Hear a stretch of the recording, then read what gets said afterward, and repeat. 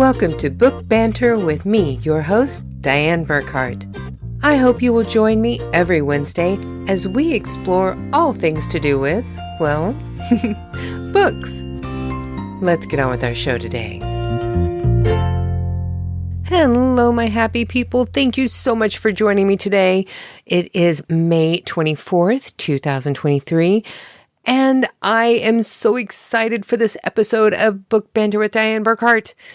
If you joined me last week, you got to hear the first part of my interview with Nzondi, also known as Ace Antonio Hall, and he is a multi-talented, award-winning author who is also a stand-in actor, a musician, and just an incredible human being.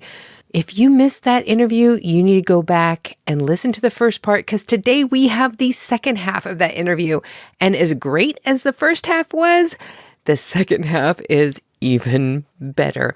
I mean, seriously, can you think of something that these things all have in common?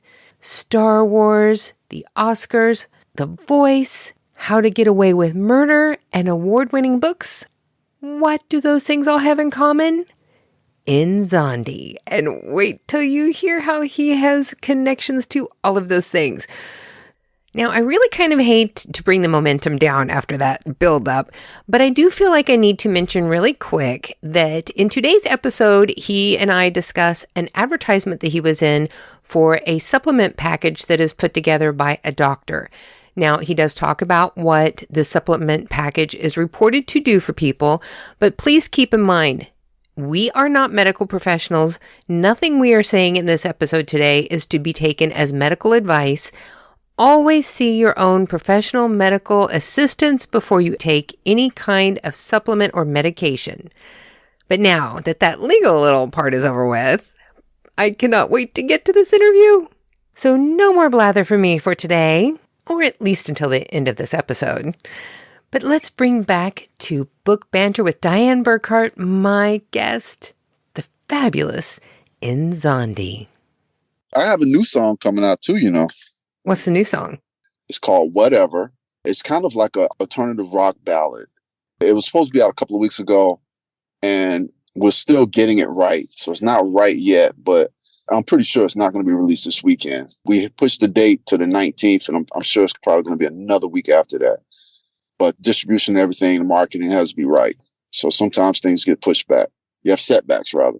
Yeah. But I'm really happy about it. The video's done. It looks really cool. The same guy, Noman, forget his last name, Saiif, Saif, did the lyric video for my first video, Teenage Rockstar, did this. And we're really happy with how it came out. And the flip side about it is when people hear it, they're going to think it's like this teen drama, romance song, you know, this cutesy song. I had two images. So the first image that was created for the album cover, the record company rejected it. They felt like it didn't seem hard rock enough. So we got another artist and he did the second cover, which looks cool as heck. And it features one of the characters from my upcoming book. But the original cover, which is now a variant cover, has this girl, this Bride of Frankenstein looking blue girl, sitting in a graveyard, having a tea party with this really creepy looking Ragged Ann doll. And so, you know, that's cool. But when you look at the tombstones around it, you realize what really inspired me to write the song. And the song is basically about this teenage boy is asking this teenage girl, what's wrong? You know, whatever it is, we can get through this together. Just tell me what's wrong. And basically what's wrong is she's upset over the passing of one of her young cousins. And when you look at the tombstones and you see the names on the tombstones, I kind of changed the names a little bit. But if you look close at the names of the tombstones, you'll know exactly what inspired the song. I'll leave it at that. I remember actually seeing that somewhere. I can't remember where I saw that, if it was on your website or not. But I know exactly what you're talking about on those gravestones. Okay. Yeah. Yep. So you have to wait and see for everyone who's listening. But when the song comes out and you see the cover and you pinch it and blow it up and you look at the names on the tombstones and the dates, you know, and you see the ages, Yeah, the it's hint. powerful. Thank you. Thank you. So that song will be coming out, let's just say within the month, when it's ready. But I'm excited. We think it's going to do really well. And yeah, that's it for the song. Now, you have already accomplished so much. Is there anything that you have not done yet that you've always thought, God, I want to try that? No, I just want, first of all, the creators that I was brought up on growing up, Frank Sinatra, Sammy Davis Jr., Jerry Lewis, Bob Hope, they were like, a lot of them were vaudeville cats. They danced, they acted, sung. I just saw a clip the other day where Sammy Davis Jr. was playing the xylophone, playing the drums, singing. And it's, we're just creative. It's just like this spirit in us that allows us to want to be creative. And so I just want to keep on creating. It would be a dream come true to be sitting in Video Village for a change and not a stand-in, a rehearsal actor, but actually be a creator of the show. That would really be a dream come true. And, maybe it'll come true for the show, for the Feeney Zoo, or maybe Lipstick Asylum. That would just be a dream of mine, to just sit there and be the creator of the show and watch this thing that I wrote and created just come to life and then just spawn its own life, and maybe have its own babies. And what I mean by that is, like, what do you call it, sequels and stuff like that. Okay, I'm going to make a prediction right now. I have a feeling it's going to happen for you. And I want to be able to say that I got to talk to you when you were talking about this would happen in the future, that this is what you wanted. And I'm going to tell you, it's going to happen. Thank you. Let's all, hey, you know what? Maybe it has happened already in the multiverse somewhere. You never know. You never know. I'm honored that you even said that. I appreciate that. Thanks. For some reason, it's like I have this feeling that I'm going to be watching your TV shows here not too long from now. Oh my gosh, that'd be, as we say in New York, bananas. That would be bananas. So then I'm going to be hitting my husband in the arm going, I talked to him. He was on my podcast. Maybe you'll be doing that from the Video Village. Come on out. Come and check out, come on the set. Come visit. That would get me back to the US, definitely. There you go. I was in a horror movie once. It was so long ago. But what? Yeah. One of the first things that I did was I was an entertainment reporter. And I had gone to Salter Studio in Nova Scotia to cover a sci-fi convention that they had going on there for Lex, the TV show. It was like this crazy, wild sci-fi show. If you've never seen it, you should look it up because it is beyond bizarre. It's just so wild. But right when I got back, I broke my arm. And I had this cast from my shoulder to my wrist, and my mom had painted it because my mom's an artist, and she painted it with the ship from Lex. Oh, wow. How cool is that? And I was at my broadcast job, and somebody had paid to film in our studio. Yeah. And I was just going into the booth to do my broadcasting, and somebody saw my cast, and they're like, oh my God, okay, we want you to be in the movie. Can you come over here? We'll just have you stand over here in the background. And I'm like, okay. And then they're like, no, we want to get a close up. Give her a line so we can get a close up on the cast. What? And so I don't even remember what the line is now, but I had like one line in this horror movie a long time ago, just because they wanted to get my cast painting in their movie. See, that is cool. You are in royalty. I love it. Your mother's an artist. I mean, yeah, everyone in your family is like connected somehow to the entertainment industry. That's really cool. Oh yeah, I've actually done graphic design for like Paramount and CBS, and my mom was an artist on a TV show where she would start drawing Bugs Bunny and Donald Duck, and then it would go into a Bugs Bunny Donald Duck cartoon. What? Yeah, and my sister's an artist, and she does paintings around her city. The city pays her to go do murals on things. Kudos to your family. That's awesome. That is really cool. My dad used to do the original inking and drawing of the original Mighty Mouse cartoon when he worked cool. Yeah. I love Mighty Mouse. Like, here I come to save the day. Yeah. That was cool. I used to Now, watch it. I know that somehow you're also connected to one of my favorite singers, Nina Simone. Oh, how do you even, I'm thinking to myself, no, I'm not. Oh yeah, my cousin, rest in peace, Chris. My cousin Chris White used to play bass for her, man. He used to go on tour with Nina Simone. And yeah, Chris was a cool guy, man. We used to shout out to the White family and my cousins. He lived out in Jersey, and I used to see him all the time. And he'd come down to Jacksonville when I was down there and come see us. And so yeah, he played with Nina Simone, and I didn't even realize that till later that he was this cool cat that was like this really dope jazz musician. I had no idea, I just knew him as cousin Chris. I didn't know what he did. That's why we should ask more questions when we're young. Yeah. But yeah, so that was kind of cool, right? Chris White and Nina Simone. I was always a big fan of these female jazz artists like Billie Holiday, Nina Simone, Bessie Smith. Yeah. And then when I found that about your cousin, I'm like, oh my God. Yeah. I one day called this through the cosmic osmosis. One day I sat down to write this poem. I was in grad school at Adelphi University. I was teaching at the time, so I hadn't been certified yet as a teacher, so I had to go to grad school and get my teaching credits. And I was in a poetry class, and I wrote this poem. I don't even remember the name of the poem, but I wrote this poem, and the poem was based on Billie Holiday. I found out later, like maybe a year later, the day that I wrote that poem was Billie Holiday's birthday. How weird is that? Wow. Yeah. That's cool. Yeah. I have it here somewhere. I don't know where it is. I would read it to you if I had it, but I don't know about heart. I know I have a book here somewhere. Oh, well. Maybe I'll send it to you. That would be great. I would love that. Yeah, thanks. So now there is a point in the show where I always want to do these 5 quick questions, which never turn out to be quick. Sure. But I have a few questions here that we're going to go through, and you can make them as long or as short as you want to. Okay. I'm long-winded, but I'm going to focus on being succinct. Let's go. So I know you've done a lot of work as a stand-in on all these different shows. Yeah. Which one was your favorite job that you worked on? Damn, that's a tough question. I'd have to say the Star Wars stuff.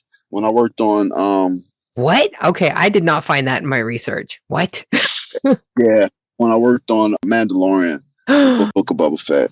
Oh my God, my husband's gonna die when I tell him that. Yeah. And first of all, Mandalorian, because I stood in for Timothy Oliphant.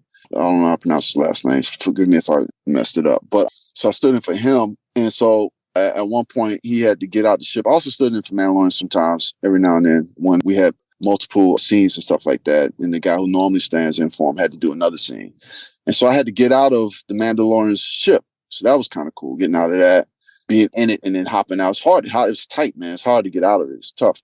Don't have tight jeans on. Get out of it. That was cool. It was cool seeing Robert Rodriguez on set as a director. And, this cat, man, is one of the coolest directors I've ever seen, man. He'd bring his guitar and his amps on set and he'd be playing, man. And one day he played Rolling Stones' Shelter. Something Shelter. Cool.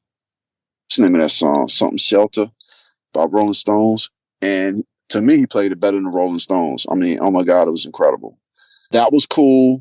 And then, seeing Grogu, man, that's the coolest thing on set because Grogu never stops moving. Never. And so there was this one scene where Boba Fett and Mando was talking and Grogu was off camera, but they wanted to keep him close to camera. And the assistant director, the first AD was holding him. And while she was holding Grogu, he was looking all up at her and his ears is twitching. And, he's looking all curious, like, whoa, why are you holding me? And she put her finger to her lips, like, shh, because we were rolling. And I was just like, oh my God, this is the most amazing. This is just, and then and the last thing was working with Bryce Dallas Howard, man. Oh, that's just like, yo. And so, and I mentioned Happy Days, watching her father, watching him, is part of my life. I did a show based on Happy Days. So working with her, and then we did this fight scene, and I'm fighting with the lightsabers. Come on, man. I'm fighting with you've got to be kidding me. Yeah, and we were rehearsal actors, and we like to bring our game to the top. We bring our A game, and so we're doing what the stunt guys, because it was rehearsal, so the stunt guys didn't have to do the rehearsal. We're doing what the stunt guys had done. We had rehearsed the moves, and we did what the stunt guys had done. And I'm like falling back. I'm like really doing, falling back and rolling, doing the whole thing. And when we finished, Bryce ran up to me and said, "Oh my God, Ace, that was so good. It was like the stunt guys." She was being nice. No, it wasn't like the stunt guys. Those guys are phenomenal. But, it was just really an honor, to be able to be in those scenes and do that. So, yeah, that's probably, no disrespect to How to Get Away with Murder or the Oscars. Mm-hmm. When I worked on the Oscars, stood in on that many times. I had some good moments with the Oscars as well. The last Oscars I did was probably one of my favorites. Although having the greatest composer of our time, John Williams, wink his eye at me while I'm on stage is probably one of the most amazing things. But, when I was standing in for The Rock this past Oscars, I stood in for The Rock and Idris Elba. I had to escort the real Nicole Kidman, not her stand-in. I had to escort the real Nicole Kidman as she was rehearsing. And she didn't know that I had met her in New York years ago, and I had introduced her to my buddy who was getting married the next day. I saw her in the restaurant. I said, "Hey, Nicole, hi, I'm Ace. Here's my friend Drew. He's getting married tomorrow." She congratulated him. And he told me after I told him that I told her about that, and we were laughing and talking about things, during the Oscars. He was like, "Yeah, and I remember her giving me a kiss." I don't remember him giving her a kiss, but,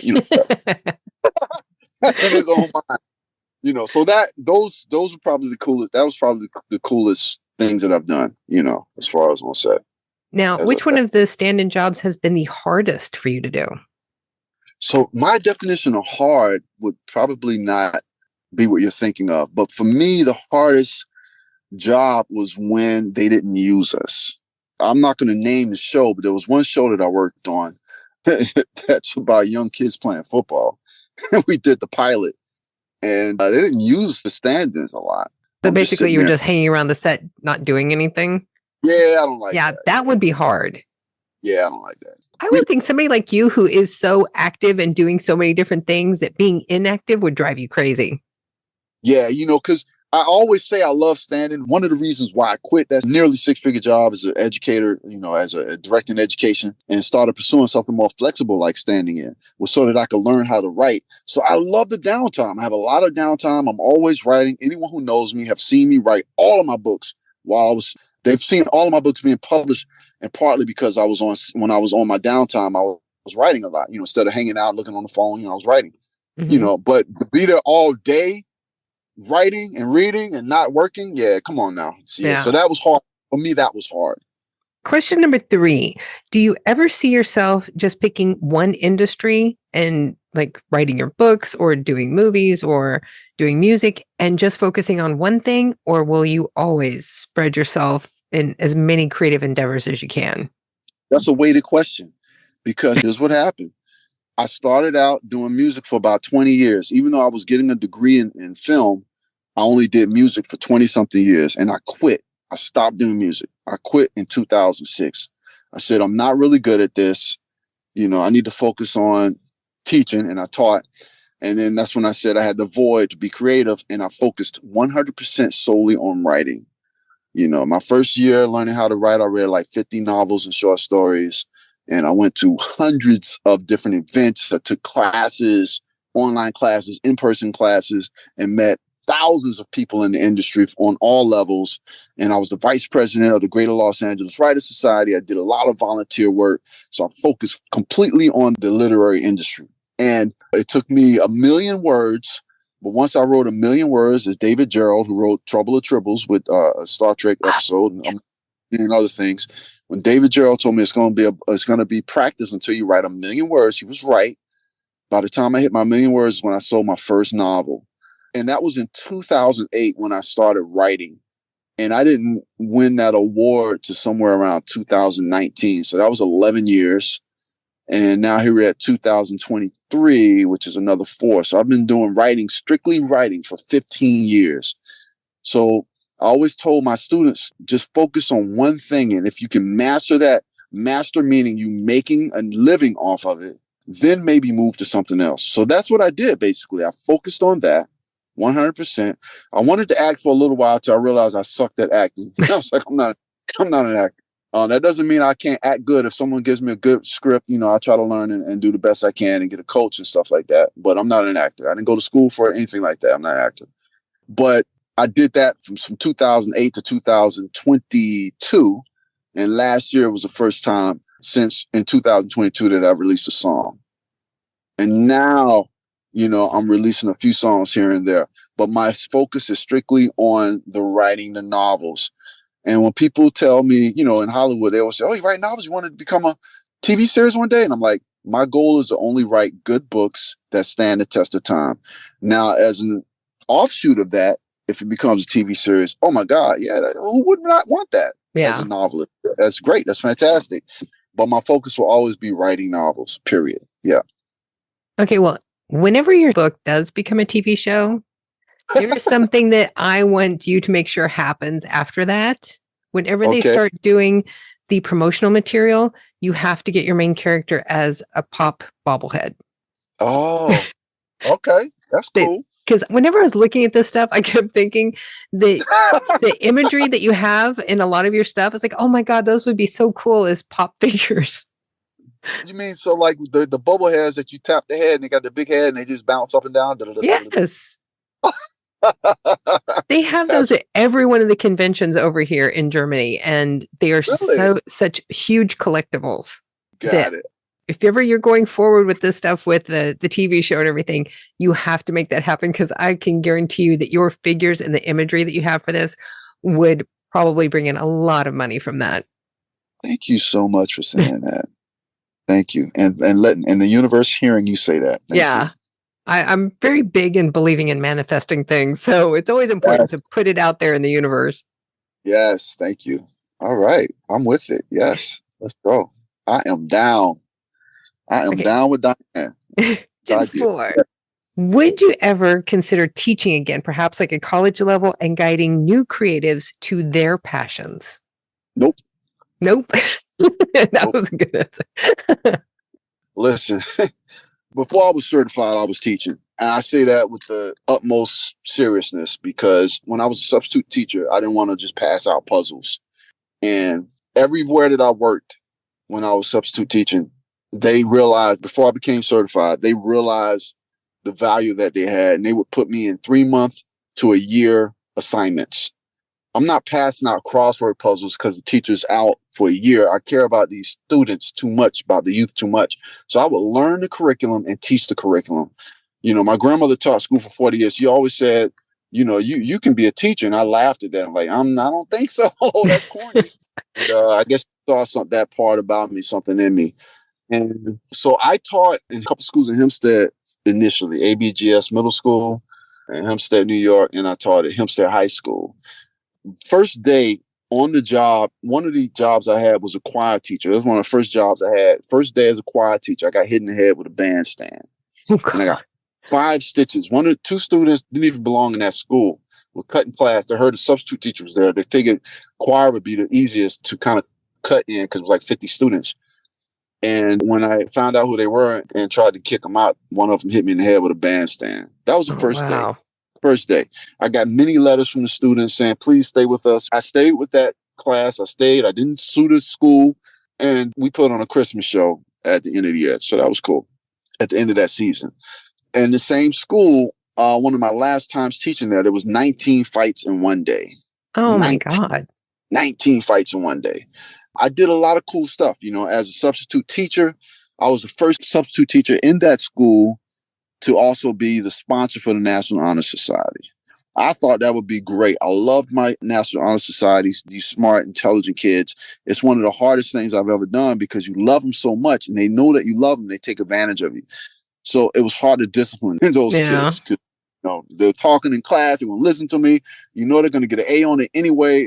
I'd rather have the at-risk kids because it was just easier to inspire the at-risk kids and be tough on them. I was kind of like an army sergeant that was mean and strict, but made them laugh, so they loved that. And then, and they knew I was in the entertainment industry. So that kind of made me cool.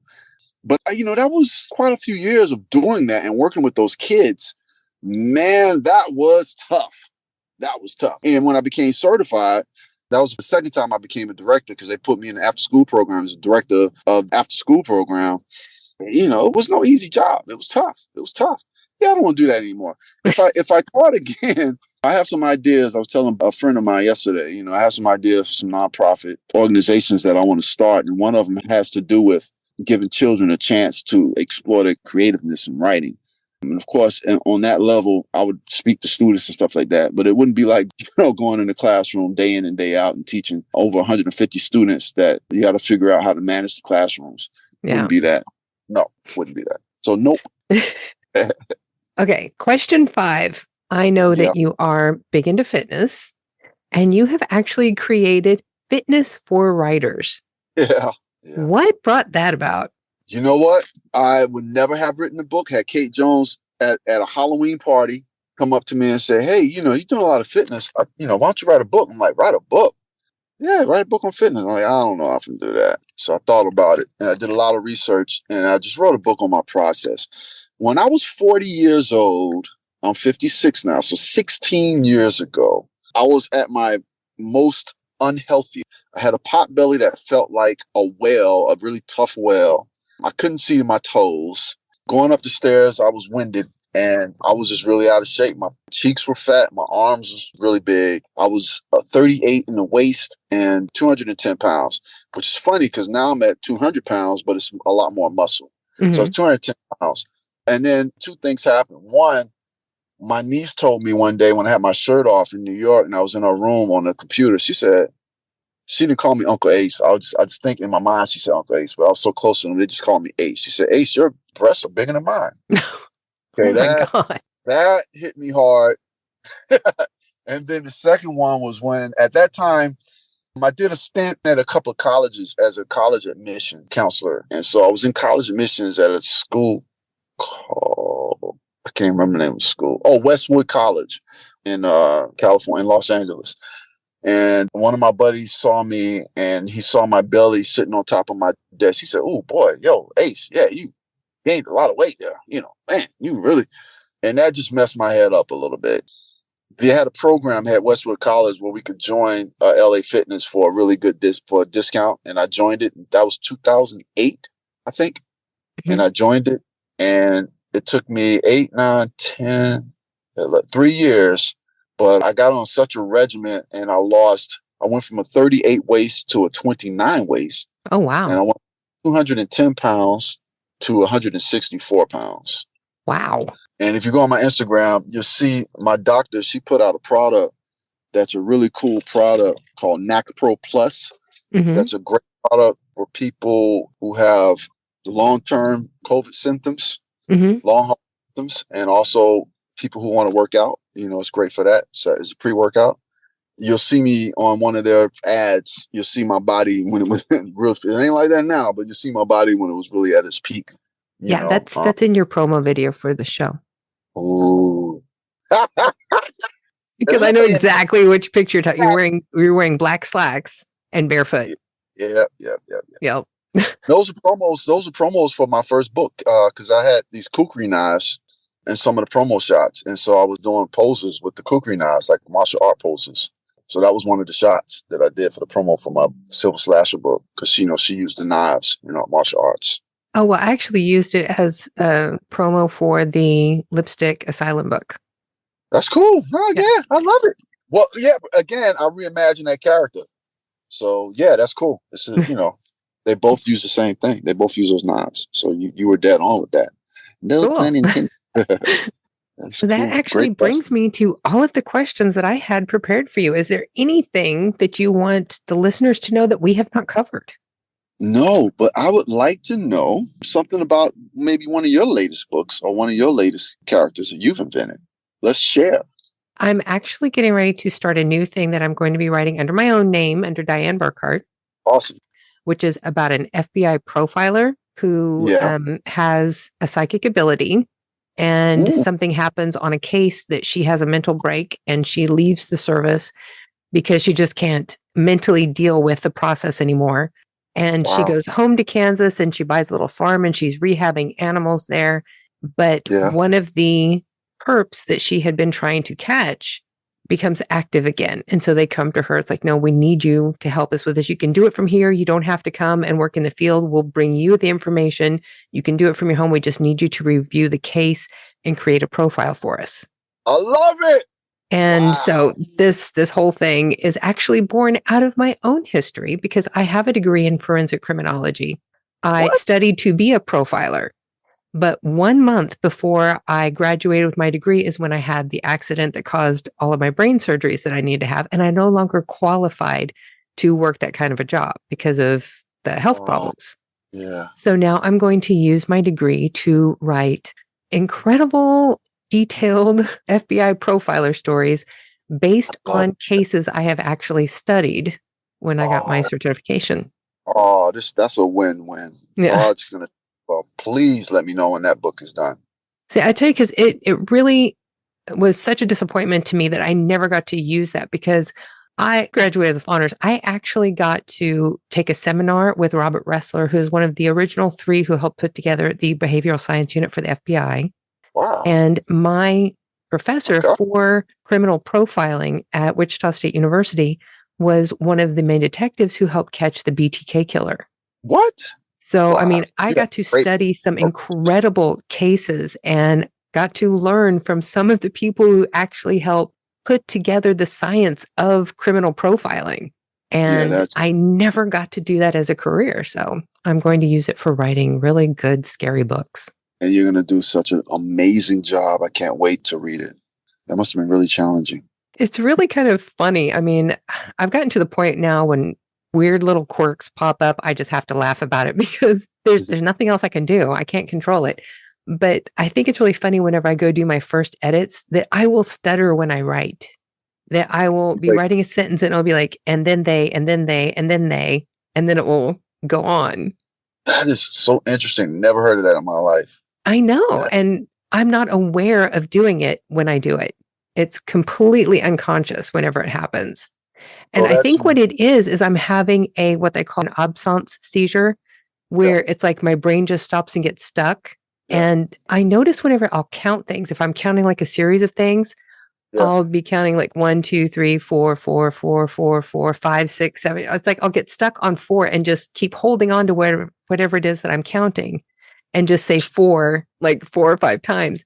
And then my brain will kick back in and I'll go on and count the rest of them. Can I make a suggestion? Mm-hmm. So one of my buddies, mentor first and buddy, Art Holcomb, said to me during a class I took of his, said to the students, said to us, it's important to take your uniqueness of what your life is or what you've lived and put that in the book and put that into writing. And it creates such uniqueness in your writing that no one else has ever experienced.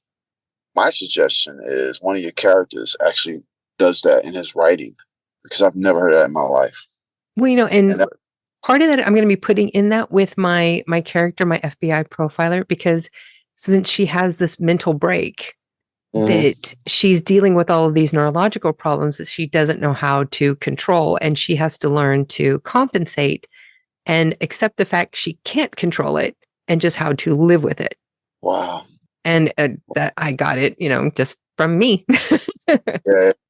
I'm just seeing so many different possibilities. And because she's going through that, what if the perp that she's been looking for had some type of similar neurological, situation like that? And he stutters when he writes. And it's not until later that she's able to pinpoint that to the perp and connect the ties. Connect the dots. That's cool. I like that. You are a wonderful, powerful, inspiring woman, and I'm glad to know you. I've met you. I am totally in awe of everything that you've accomplished. I mean, absolutely. And I've done nothing yet. Nothing. Okay, so winning the Bram Stoker's Award is nothing. No. Okay, I've done that's the one thing. I've done one thing. That's it. I got so much more to do. Yeah, thank you though. Thank you. Say, but just because you have more to do, it doesn't mean the things that you haven't already done do not deserve some accolades. I will not argue with that. And I will be very appreciative and humble and thank you. I'm very gracious. But I got more to do. And I cannot wait to see what you do next. I mean, seriously, I am totally in awe of you, and I am going to be watching what you have coming up. And whenever you have anything that you ever want to promote, please come back to my show. I will. I promise. Dianne Thunder, I am in awe of you. No disrespect, Thunder. You know what I mean. Yeah. Yeah. So I cannot thank you enough. This has been such a fantastic interview. You are fascinating. And I started reading the, let me look. Oware. Yes, that one. That's say that again. That part. Yeah. Oware. Oh, you have? You started reading it? Cool. Yeah, that was the first one that I bought. And I do plan on getting the other one too, the Lipstick Asylum, because I love the concept on that book. Thank you. Appreciate it. Yeah. Thank you. Let me know what you think about Oware. I've also downloaded 3 of your short stories too. Which ones? Where do you get them from? I don't even know where to get them from. It's on your website. Huh?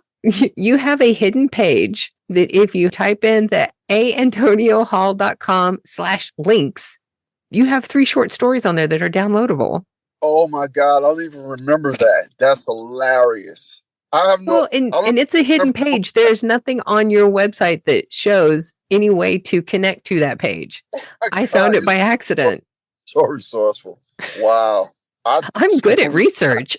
Yes, you are. Which stories are there? I don't even. Which ones? Oh, here, I can tell you. Let me look here. Oh my God. That's hilarious. I must have done that years ago. And it's like, it's not in your menu. That's hilarious that you can still find it. Yeah, because you have your Lord of the Flies Fitness for Writers. There is the 24 Cali Fitness Radio Exit Music. And then you scroll down and there is a buy link for Lurking in the Mind, which is the anthology that you have work in. And there is a PDF to Night to Dawn 30. Your Raising Mary Frankenstein is there. And the Elderling. Oh, what? Oh, yeah. Oh, yeah. I want to use that story somehow. I want to recreate it and use that story. There's some cool stuff in there. Oh, okay. Wow. Thank you for telling me that. I didn't even know. I forgot. That's See, I'm good at research. Yes, you are. Yeah, cool. Love it. Thank you. It has been this has been one of the best interviews I've ever been on. Definitely the most interesting. This was an amazing experience. Thank you. Thank you. And I cannot wait to see what you do next. All right. Get your popcorn ready. Seriously, people, get it ready, because I have a feeling that some incredible things are about to be happening for Nzondi with his books and his TV deals and his music. I think big things are going to be coming for him by the end of this year. I'm putting that out there in the universe. That is my prediction. Repeat it as often as you can. Tell your friends. Let's put some positive energy going out there to make sure that happens for him. Because honestly, I can think of nothing better than to get a notice that Nzondi would love to come back on Book Banter with Dianne Thunder so that he can give us all a great update on all of the cool things that are going on with his projects. And yes, I know what I just said. I really like that nickname. I've never really had a nickname in my life. I kind of like that. I may have to change the name of my show. Or maybe not. I've already got too many cute promos made with my real name on it. But I still like it. But seriously, I really just have this feeling I'm going to get to watch a TV show very soon based on one of his books. And honestly, I can't wait. I started reading Oware Mosaic, and I got to tell you, it's got me hooked. If you have not picked it up, check it out because it is a very good book. Now, next week on Wednesday, May 31st, I will be joined by Benicia Ponder, and she is a fabulous best-selling author and author coach, and she has some incredible advice for anybody who has been thinking about writing that next bestseller and just hasn't gotten the courage to get going on it. And not only can she give you good advice, she can also give you a lot of first-hand assistance if you would like somebody to help you get that book written. So why not go subscribe to Book Banter with Dianne Burkhart on your favorite podcast streaming sites or on our own site, bookbanter.buzzsprout.com. And that way you'll be sure to never miss a single episode with one of these great author guests that we have coming on. And now you know what time it is, people. It's that time that you all need to go forth and be happy. if you want to, but I highly recommend it.